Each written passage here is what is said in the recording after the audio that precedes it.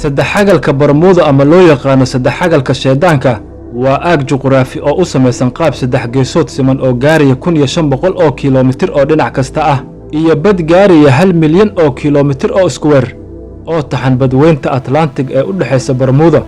Puerto Rico iyo xeebaha koonfur bari ee Florida. saddexagalka Bermuda waxaa lagu tiriyaa meelaha ugu khatarta badan uguna caansan caalamka, waxaana jira waxyaabo quraafaad iyo sheekooyin cabsi u badan oo laga soo sheego goobtan. dadyowga qaar ee dunida ayaana ka aaminsan inay tahay meeshan casriga Ibliis uu amarada ka siiyo shayaadiinta isaga raacsan, iyadoona dadyowga qaar ee u yaqaanaan meeshan magacyo kala duwan oo cabsi iyo argagax leh. sida tusaale waxay u yaqaanaan saddexagalka sheedaanka, saddex geeska dhimashada, qabuuraha ruuxda iyo magacyo kale oo runtii cabsidooda gaarka wata. saddexagalka Bermuda markii loo eego cabsida ay ka qabaan maraakiibta iyo diyaaradaha caalamka inay u dhowaadaan goobtaas, waa inay tahay meelay ku maqan yihiin boqolaal maraakiib iyo diyaarado ah ay liqday badweynta Bermuda. waxaana la sheegaa 50kii sano ee ugu dambaysay inay liqday saddexagalka Bermuda 3,000 oo markab iyo boqolaal diyaaradood. celcelis ahaan sanad walba waxaa lagu waayaa saddexagalka Bermuda 60 markab ilaa iyo 7 diyaaradood. tanna waa sir ku dhex qarsoon ilaa iyo hadda gunta hoose ee Bermuda. waxyaabihii ugu yaabka badnaa ee lagu xasuusto Bermudana waxaa ka mid ah in hal maalin oo qura ay ku dhaceen diyaarado badan ee lahaayeen ciidamada cirka ee Mareykanka, iyagoona wakhtigaas baadigoob ugu jira duuliyo diyaaradeed oo ka tirsanaa ciidamada cirka Mareykanka oo lagu waayay bartamaha saddexagalka sheedaanka. jasiiradaha Bermuda waxaa ka mid ah sheekooyinka laga qoray in saynisyahanadii hore ay isku dayeen inay cilmi baarisyo ku sameeyaan,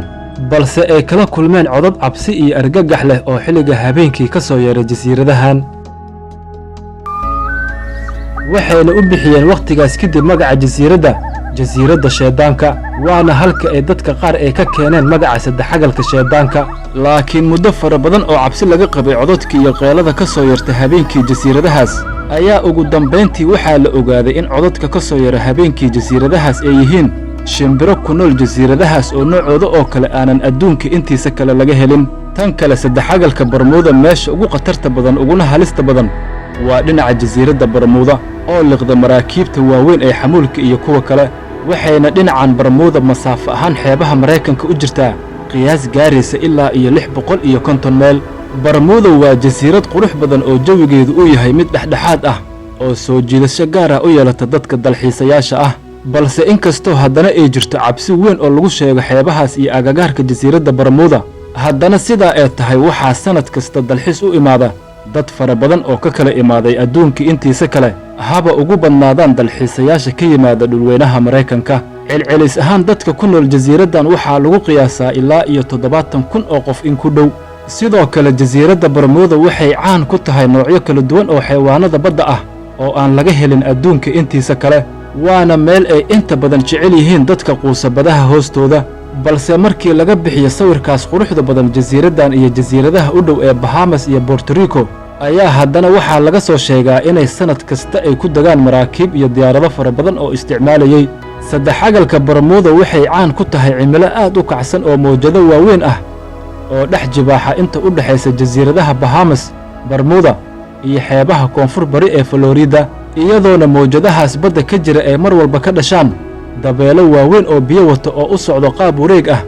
oo isku duuba wax walba oo ka hor yimaada. markii si fiican loogu fiirsado dabeelahan waxay korka kore ugu egyihiin sida daruuraha waaweyn ee wata roobabka mihigaanka ah, balse waa dabeel u wareegsan si dhuuban oo taxan dhulka ilaa iyo fooqa sare ee daruuraha, iyadoona markaasina burburisa wax walba oo ka hor yimaada. waana sababtaas midda ugu wacan inay dabeelahaas intay badda ku soo jiraan inay soo jiiraan maraakiibta waaweyn iyo diyaaradaha aaggaas isticmaala. waxaana la diiwaan geliyey inay dabeelahaas khatarta badan oo loo yaqaano tornado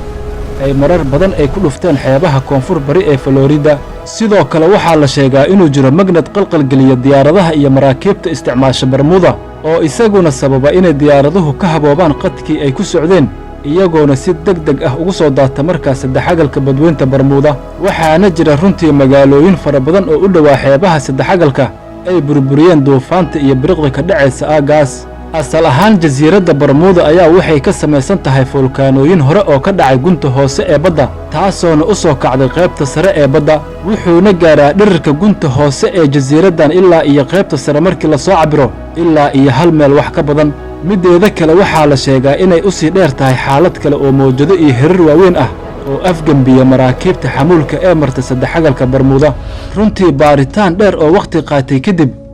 waxaa khubarada sayniska ee cilmi baarista ku waday gunta hoose ee saddexagalka Bermuda u suura gashay inay ugu dambayntii wax ka ogaadeen xaqiiqada dhabta ee ka dambaysa kacsanaanta biyaha saddexagalka Bermuda khubaradu saynisku waxay sheegeen sababta jawiga kacsan ee halkaas ka jira inuu yahay in ay keedad fara badan oo gaasas ama hawooyin ah ay ku jiraan gunta hoose ee badda taasoona sababta in cadaadiska gaasaskaas iyo hawooyinkaas ay keenaan gariir iyo mawjadaha badda oo kaca sideedaba biyaha markii aysan ku jirin wax hawo ah waa kuwa cufan oo isku dhegdhegan lakabyadooda laakiin markay hawadu ay soo cadaadiso biyaha waxaa halkaas ugu dambayntii ka dhasha inay hawo badan ay gasho oo ay kala tagtagaan lakabyada biyaha islamarkaasna wax walba oo dul saarnaa biyahaas waxay noqdaan kuwa si degdega ugu quusa gunta hoose ee biyaha waana sababtaas midda keenta in mar kasta ay maraakiibtu ku qarqoomaan badweynta saddexagalka Bermuda